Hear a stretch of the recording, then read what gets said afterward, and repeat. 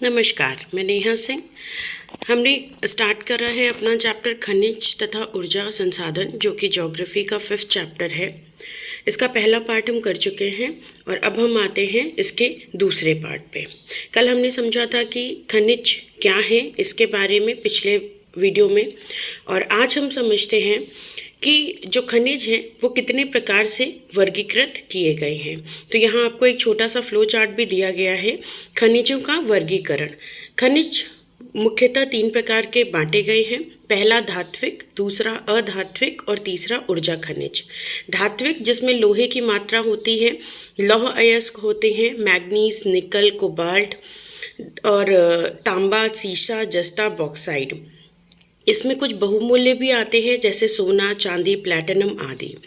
अधात्विक अभ्रक, नमक, potash, sulphur, चूनाश्म, चूना पत्थर, संगमरमर तथा बलुआ पत्थर।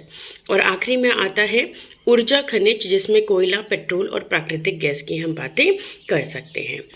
अब हम देखते हैं कि सामान्य जो वाणिज्यिक या व्यापारिक तरीके से के उद्देश्य से जो खनिज का वर्गीकरण है वो हमने देख लिया।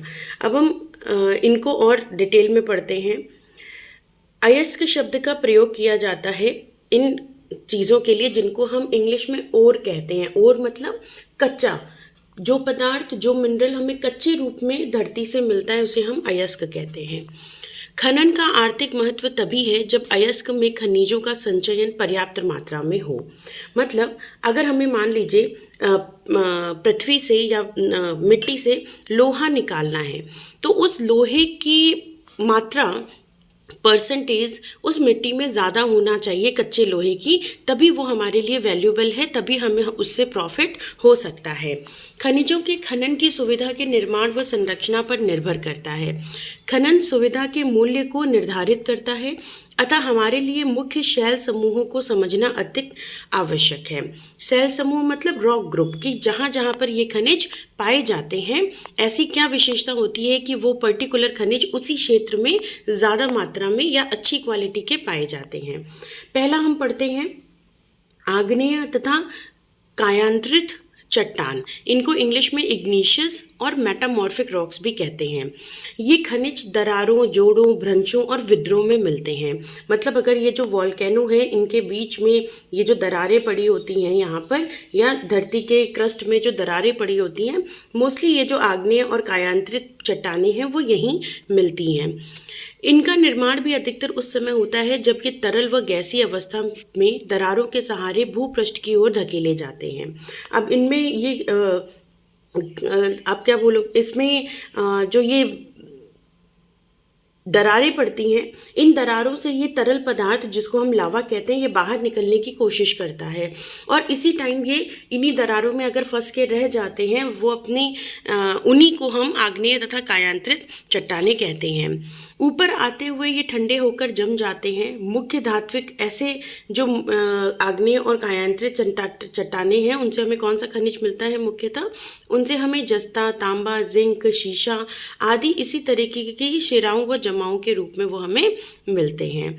आइए दूसरा देखते हैं। अनेक खनिज अवसादी चट्टानों के अनेक परतों में पाए जाते हैं। अनेक खनिज अवसादी चट्टानें होती हैं, सेडिमेंट्री रॉक्स, ठीक है, जो लेयर बाय लेयर मतलब हजारों सालों में इन लेयर्स के थ्रू बनती हैं, इनको हम अवसादी चट्टानें कहते हैं। इन लेयर्स के बीच में अगर कोई पशु, पक्षी या कोई पेड़ इनके बीच में रह जाता है और वो सालों साल इन्हीं परतों के नीचे दबा रह जाता है, इस तरीके से जो चट्टानें या जो फॉसिल्स हमें मिलते हैं उन्हें हम अवसादी चट्टानें या अवसादी सेडिमेंट्री फॉसिल्स कहते हैं। इनका निर्माण परतों में होता है, संचयन और जमाव के कारण होता है। कोयला तथा कुछ अन्य प्रकार के लौह अयस्कों का लंबी निर्माण लंबी विधि के अंतर्गत होता है। मतलब मोस्टली जो कोयला है वो हमें किससे मिलता है? सेडिमेंट्री फॉर्म से या चट्टानों से मिलता है। अगला देखते हैं कि ऊष्मा व दबाव का परिणाम है कि अवसादी चट्टानों में दूसरी श्रेणी के खनिजों में जिप्सम, पोटाश, नमक, सोडियम मिलता है। इनके निर्माण विशेषकर शुष्क प्रदेशों में वाष्पीकरण के फलस्वरूप होते हैं।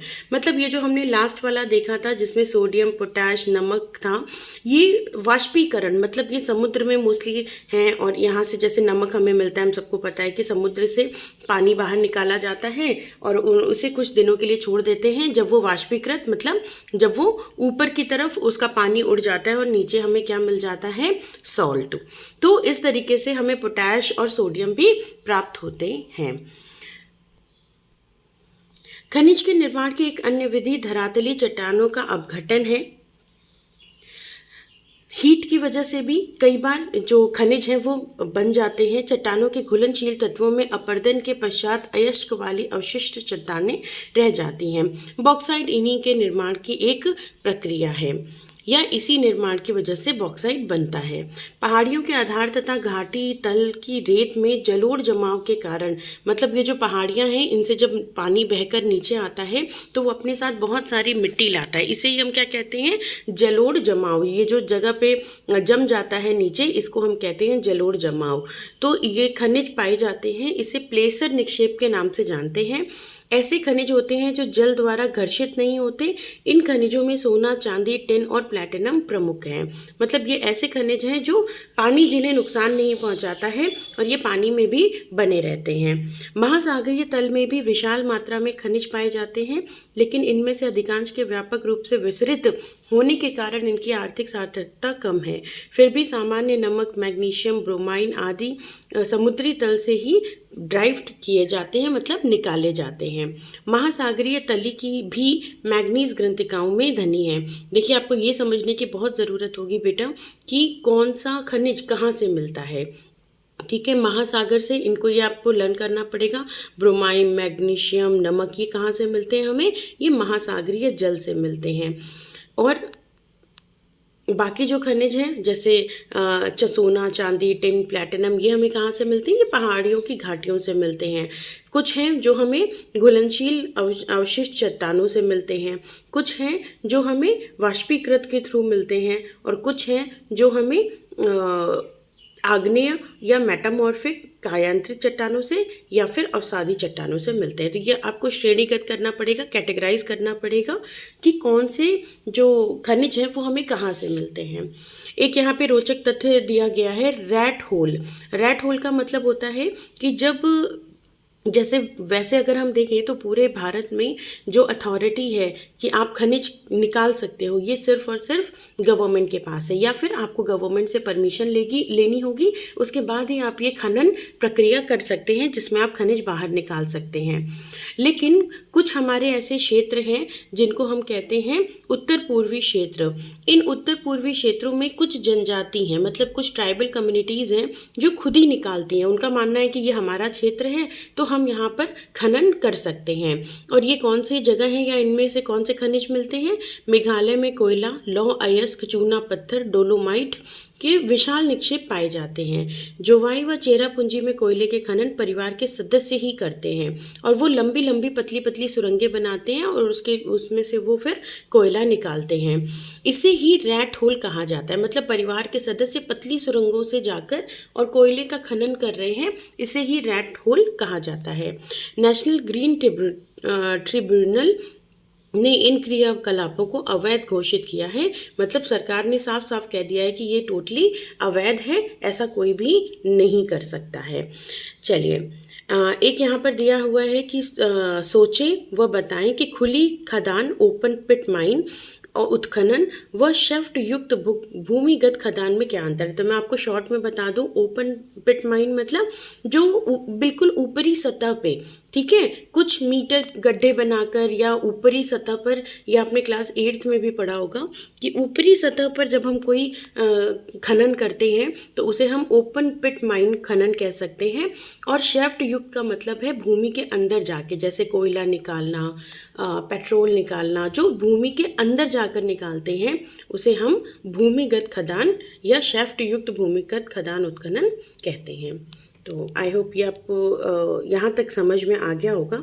अब हम अगले वीडियो में स्टार्ट करेंगे अलग अलग अयस्कों के बारे में, जैसे लौह खनिज, लौह अयस्क, इनके बारे में आगे हम कंप्लीट करेंगे नेक्स्ट वीडियो में। तब तक के लिए नमस्कार।